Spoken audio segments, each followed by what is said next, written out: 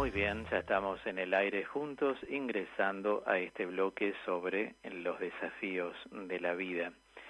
Y estamos nosotros evaluando y a su vez reflexionando sobre las distintas reacciones que los seres humanos producimos frente a los desafíos que nos toca vivir. Hemos ya tratado reacciones depresivas, reacciones disociativas, otras que se llaman maníaco-depresivas. Hemos tratado las obseso-compulsivas. Para quienes no escucharon este tipo de explicaciones o formación, los invito a entrar a mi canal de YouTube y escuchar los programas anteriores. Claudio Rizzo con Z, teólogo. Y estamos, sí, en las reacciones involutivas. Primero y principal, tengamos siempre presente que el Señor nos dice: si quieres ser mi discípulo, toma tu cruz de cada día. Tu cruz es tu desafío. Y saben que a veces pasa de largo que nosotros tomamos las cruces, o puede existir una tendencia a tomar las cruces de otros. Sin embargo, dice el Señor, tu cruz de cada día. Esto es muy, muy sanador. Porque si nosotros tomamos las cruces de los demás, así en plural, no hablo de acompañar a una persona en un momento difícil de la vida, por supuesto que eso no, eso es acompañar, justamente el verbo hace honor a nuestro programa. Estamos hablando de las personas que se responsabilizan totalmente de la otra persona y quedan ofuscadas, quedan fuera de foco. Después se amargan, se deprimen, porque el aparato psíquico no está preparado muchas veces para acompañar, menos para llevar encima las cruces, o sea, los desafíos de otros. Entonces, lo que debemos hacer siempre sí es acompañar. Acompañar es algo muy bello, porque el acompañamiento implica contención, implica protección, implica consejo con la persona. Uno siempre tiene algo para dar de lo que acabo de expresar. Entonces, lo que significa toma tu cruz de cada día es abandonate en mis manos, en mi voluntad. Eso es lo que nos dice Jesús. Y decía antes, tomando una imagen evangélica y pastoral, Jesucristo es el capitán de nuestra barca. El Señor nos va llevando por distintos lugares en la vida.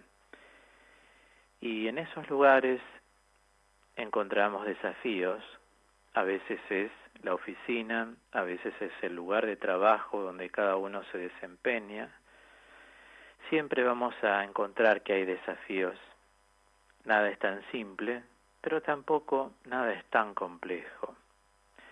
Cuando las cosas se nos hacen muy complejas, hay que pensar en primer lugar que no es voluntad de Dios, que uno esté donde esté, porque Dios es simplicidad. Entonces, donde está Dios, siempre va a haber acceso a lograr algo que hay que lograr. Por ejemplo, una carrera, por ejemplo, una ocupación. Hay personas que se sienten atormentadas en algún momento, lo mismo en una relación afectiva, pero todo pasa. Si es todo muy complejo, el psiquismo entra como en un desvío de energías, eso que la Biblia llama en un verbo griego del Nuevo Testamento merimnao. Merimnao significa ir en distintas direcciones, y esto es deprimirse. Una persona, cuando advierte complejidad en su psiquismo, empieza a ir en distintas direcciones. Ir en distintas direcciones significa que no puede coherentizar. Y si una persona no puede coherentizar, está en una situación compleja. Éticamente, siempre es preferible hablar del término simple o complejo en la vida, más en los desafíos, en lugar de fácil o difícil. dejemos fácil o difícil para las ciencias exactas. Para todo el resto utilicemos mejor algo es simple o algo es complejo. Fíjense que cuando uno dice esta situación es compleja, uno sigue, y si somos orantes, le hacemos participar a Dios, a ver si es de su voluntad esto, antes de salir de la escena de la complejidad. Y allí es donde mucha gente, apenas algo se torna un poco complejo, ya empieza a involucionar. Y al involucionar, empieza a cerrar todas las puertas.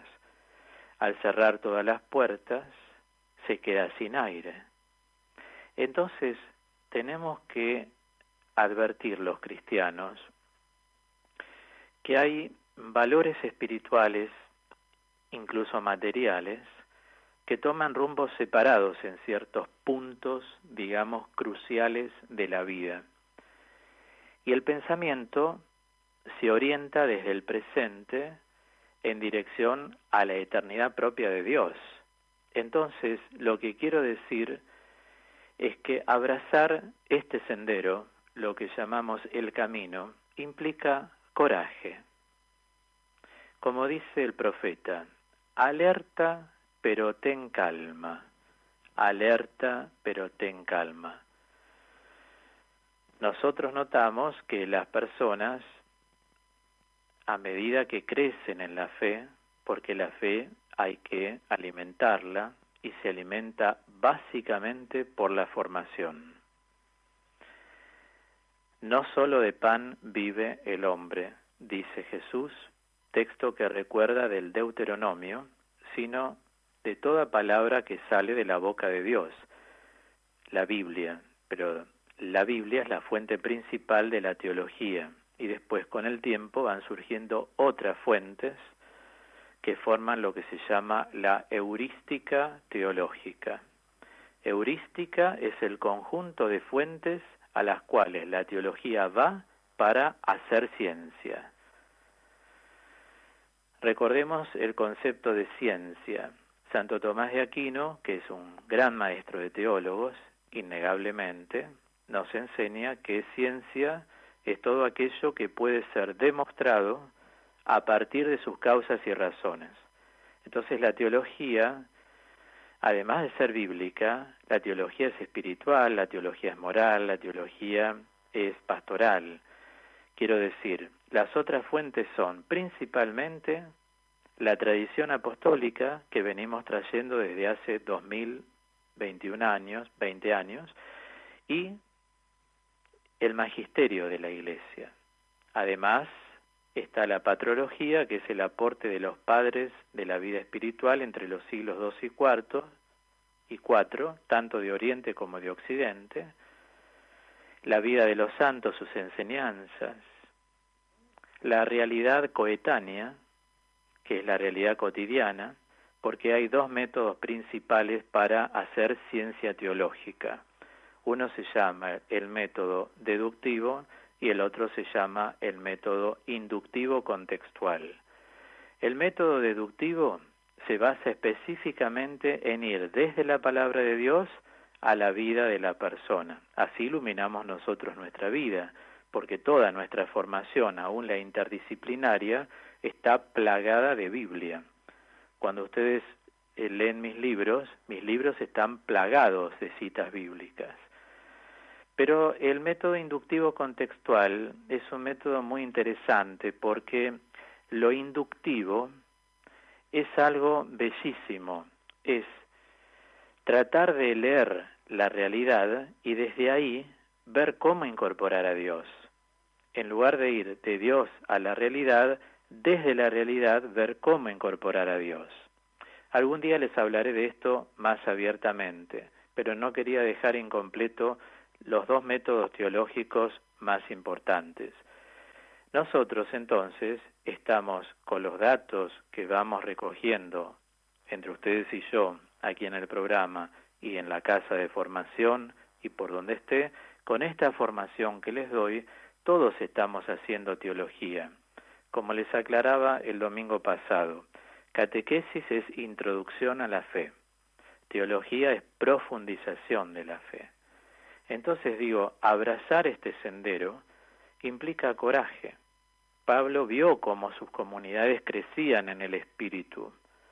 Hoy en día sostenemos que la causa de esta transformación se encuentra en el espacio interior del cual el alma dispone, en la distancia entre el ego y el verdadero yo.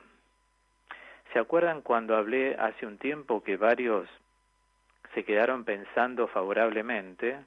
Cuando dije, a veces hay una diferencia que advertir entre la persona y el personaje que esa persona representa. ¿Qué es el personaje? El personaje es una subpersona, no es la persona real. Eso lo podemos ver muchas veces en personas dedicadas al mundo del espectáculo, ¿no es cierto? Pero psicológicamente también se da. Es decir, nosotros, cuando celebramos y aplaudimos, aplaudimos. Muchos de ustedes, cientos de ustedes, hemos compartido ágape, fiestas. Algún día les referí que cuando cumplí 50 años vinieron 600 personas. Organicé todo un conjunto de actuación de distintas personas. Hubo tango, hubo música, hubo danzas, hubo de todo. Pero para tener algo festivo, la comunidad cristiana está de fiesta. Cuando estamos serios, estamos serios. ¿Qué quiero decir? Nos adaptamos a las circunstancias. Eso es una persona real, una persona que sabe reír, que sabe estar seria, que sabe escuchar, que sabe coparticipar. Hay como un don de ubicación en la vida social, religiosa, económica. Siempre la persona tiene la tendencia a funcionar coherentizando sus niveles, tanto el psíquico, el espiritual, como el corpóreo. Hay una tendencia a la coherentización de la persona, o sea, hay un equilibrio general que se va teniendo en la persona. Esto es lo que garantiza el no ingreso a la involución. Porque la involución lo que hace es llevar, como lo expresa la palabra, siempre hacia atrás a una persona. Y nosotros, en realidad, al seguir en el camino, como enseña San Pablo en la segunda carta a los Corintios 12:4, cuando nos ofrece una rápida visión del elemento místico de su fe, aunque Jesús no sea específicamente mencionada en ese contexto, dice, y sé que este hombre, no sé si con el cuerpo o fuera de él, Dios lo sabe, fue arrebatado al paraíso y oyó palabras inefables que el hombre es incapaz de repetir. Y paralelamente aduce en el versículo 5, de ese hombre podría jactarme, pero en cuanto a mí, solo me glorío de mis debilidades. Me viene a la mente en griego cuando él dice talaiporos ergo anthropos, es decir, él dice en un momento, lo estudié en griego en exégesis de San Pablo, hombre miserable soy, ¿no? O sea, uno puede tener carismas y muchos como él tuvo, pero toda persona de Dios interiormente siente los límites existenciales y los límites también insistenciales, es decir, los que le genera las situaciones de la vida y los que dentro de sí se generan.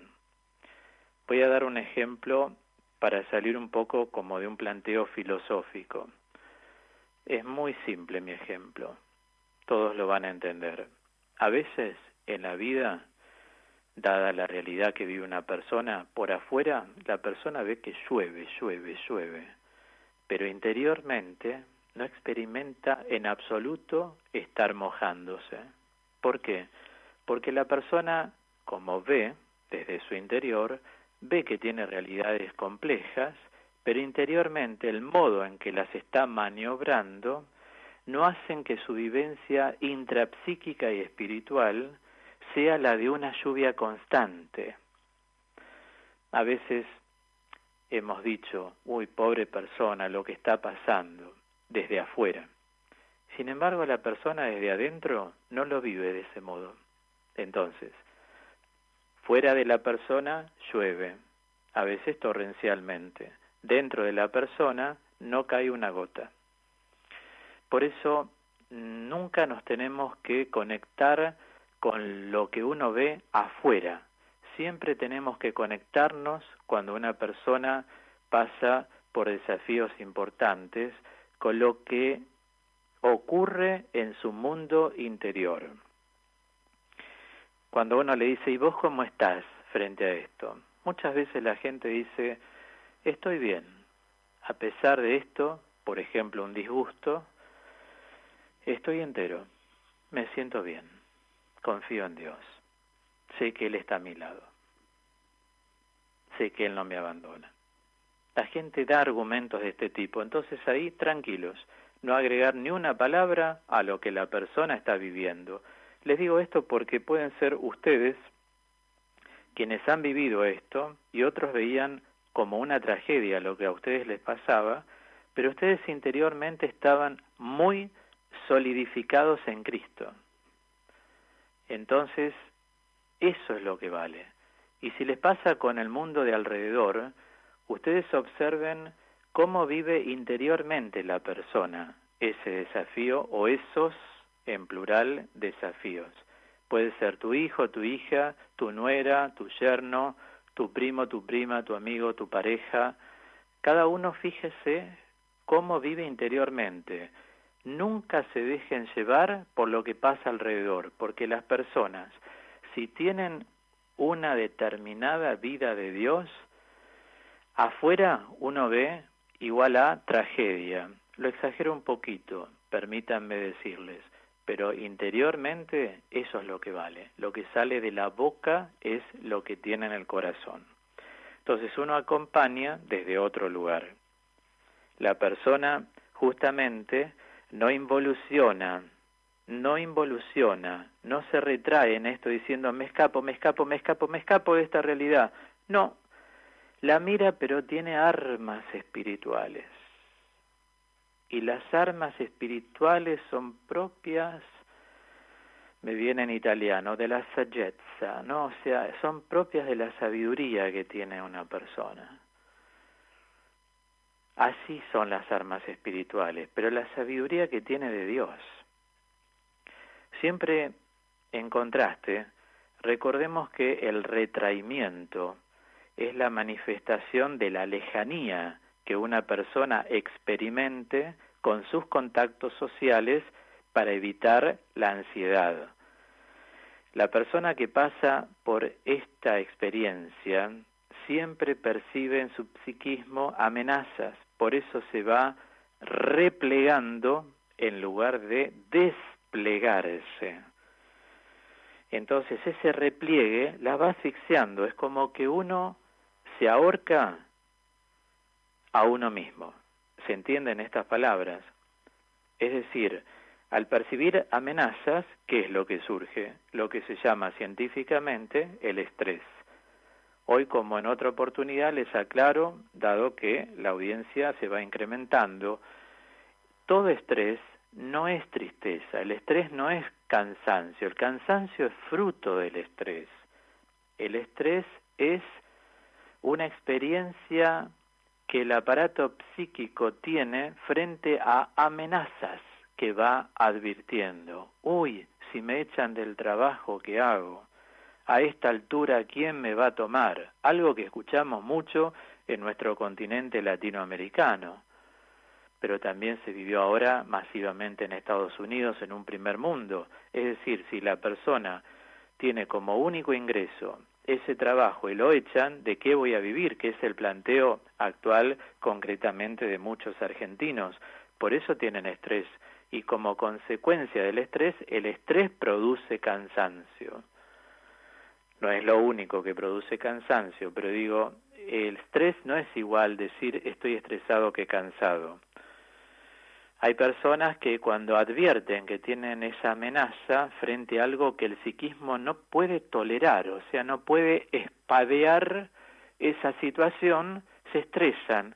¿Y qué es lo que se estresan? Los sentidos internos. Y en esto hay que tener mucho cuidado, porque lo primero que tiende a obturarse, ¿saben qué es? Que son las vías de conocimiento. ¿Cómo conoce el hombre? El hombre conoce a través de la inteligencia, a través de la percepción y a través de los sentidos internos, que son 4. Se bloquean, entonces la persona está paralizada. Por eso siempre insisto en mi formación desde hace años, nunca admitamos desconectarnos con la realidad. Mientras estemos conectados, seremos triunfadores más que vencedores, ¿no? Como dice la segunda carta a los Corintios de San Pablo, capítulo 10, versículo 4. Ahora, el día que uno se desconecta porque se quiere evadir, ahí sí no sabe para qué lado va. Es como andar baleando para un lado y para el otro. La persona no sabe dónde está. No nos desconectemos nunca. Aunque algo no sea agradable, no te desconectes. Conectate siempre bien con tu realidad. Mientras uno está conectado, elige. Ahora, cuando uno no elige, ahí viene el problema. Lo peor que le puede pasar a un ser humano es no poder elegir. Porque eso atenta al principio que se llama en teología protológico. El principio protológico, que es el acto creacional. Dios creó al hombre, lo llamó, dice la Biblia, Ish e Isha, varón y mujer, y los hizo a su propia imagen y semejanza. Recuerdan los términos, Demut y Tselem, se dice en hebreo. Estos conforman lo que se llama, en teología bíblica, un paralelo sintético. ¿Qué es un paralelo sintético? Un paralelo sintético es una expresión que con 2 palabras significan una misma realidad. Y la misma realidad, que es la capacidad de elegir, el libre albedrío. Eso es. Entonces, si Dios entrega el libre albedrío, no tenemos que dejar que nadie te coarte la libertad de elección. Por eso, ¿qué tenés que hacer de tu parte? Conectate siempre con tu realidad. Trata de ayudar, por supuesto, a tu alrededor para no caer en un egoísmo. ¿Se entiende el planteo que estoy haciendo? Si ustedes tienen dudas, porque sé que levantamos alto vuelo hoy, ¿no es cierto?, en el bloque, ustedes escríbanme, que yo trataré, no en el momento que leo los mensajes, porque tengo un ritmo y un tiempo, pero sí en el momento oportuno, puede ser el próximo programa, inicio el bloque respondiendo algunas cosas, con mucho gusto, ¿eh? Miren que para mí es un placer enseñar, por eso lo hago, evidentemente, con pasión. No retraerse de las situaciones, entonces, estar conectados. Si hay resultados desalentadores o amenazantes, agua que no has de beber, déjala correr. Es que yo no puedo, dice alguien, vas a tener que aprender a poder. ¿Aprender a poder? Sí, sí. ¿Vos sabés que poder es un aprendizaje? ¿Alguna vez lo pensaste? Poder es un aprendizaje. Qué filosófico que está Claudio hoy, ¿no? Es un aprendizaje. Es que yo necesito que otra persona lo haga. No, hacelo vos. Es que yo no sé cómo se hace. Aprendelo, no te preocupes. Siempre te va a beneficiar, porque son logros. Todos los logros te elevan, te hacen trascender en Dios. En cambio, el no puedo, más el no puedo, más el no puedo, más el no puedo, eso te lleva a la ruina. Te vas desconectando, que vas haciendo un proceso de involución, proceso de retraimiento, un proceso de repliegue. El retraído, recuerde siempre cada uno que me está escuchando,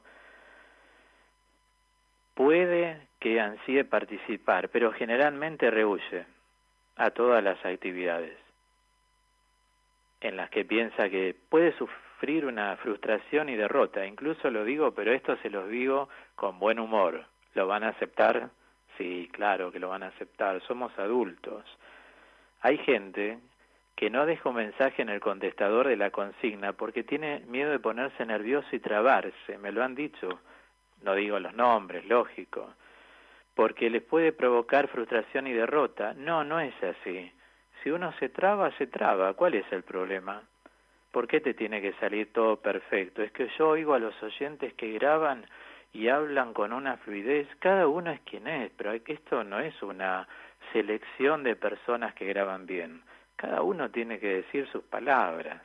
Claro, de esto se trata.